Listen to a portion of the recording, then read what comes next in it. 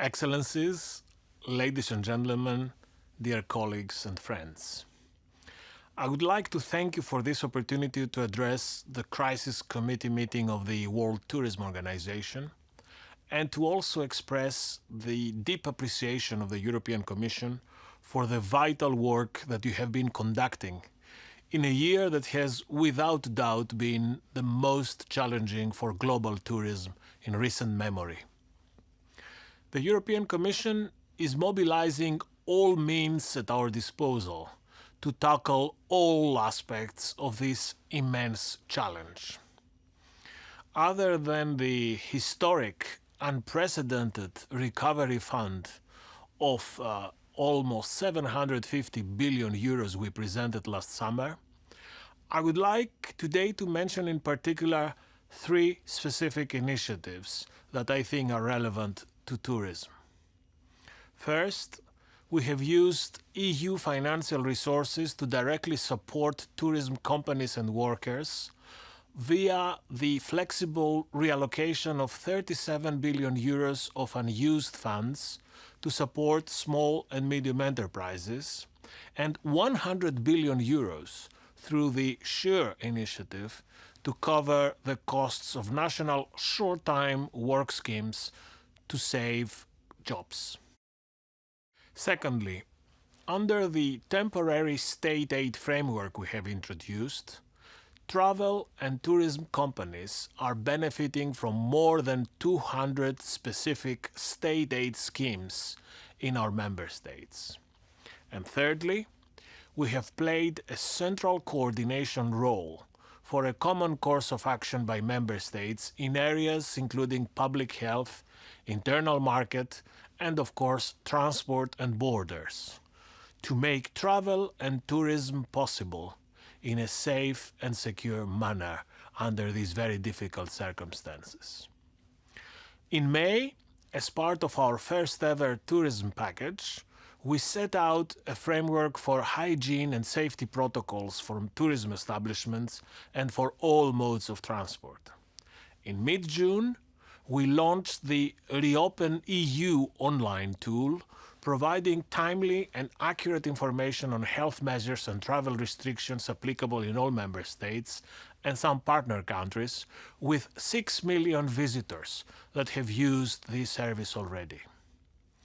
And in October, my colleague Didier Reinders presented in detail the recent Council recommendation on a coordinated approach to the restriction of free movement in response to the pandemic. This color coding system has since proved vital in increasing the predictability and transparency of all measures adopted by our member states. And only a few days ago, on the 2nd of December, we adopted a strategy on staying safe from COVID-19 during winter that outlines concrete recommendations to minimize risks and ensure moving within Europe is safe, both for travelers and for their fellow citizens in the festive season which is approaching. In this communication, we have called for transport infrastructure to be prepared for an increase of use during the end of the year festive season to minimize waiting time, crowding, and congestion. At the same time, the European Centre for Disease Control and the EU Aviation Safety Agency have made clear they do not recommend quarantine or testing for air travelers for coronavirus when traveling between zones with a similar epidemiological situation. Dear friends, with this advice and guidance, our message is twofold.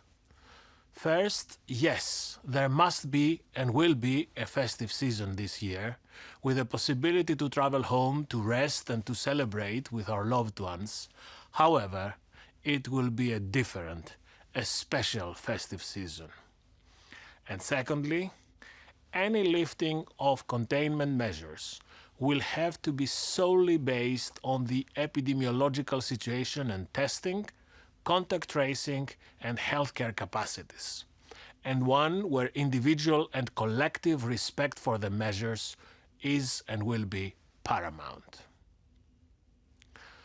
Looking further forward, this crisis is also an opportunity to prepare the tourism sector for the future, working together to make it more resilient, sustainable, innovative, and digital.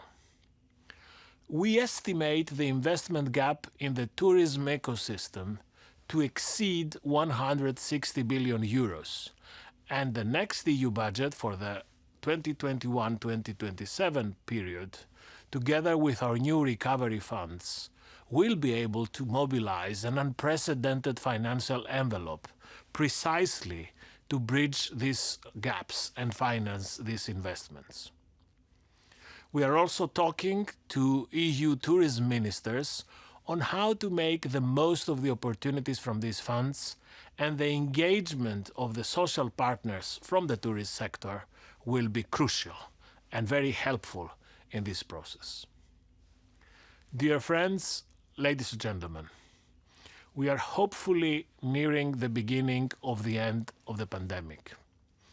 Our focus now should be on sustained efforts to curtail future outbreaks and pave the way for a return to normalcy as the rollout of an EU-wide and coordinated, safe and effective vaccine system kicks in. By acting responsibly now and investing in the long-term future of the industry, I'm confident the tourism sector will come out of this crisis even stronger, starting hopefully in the summer of 2021.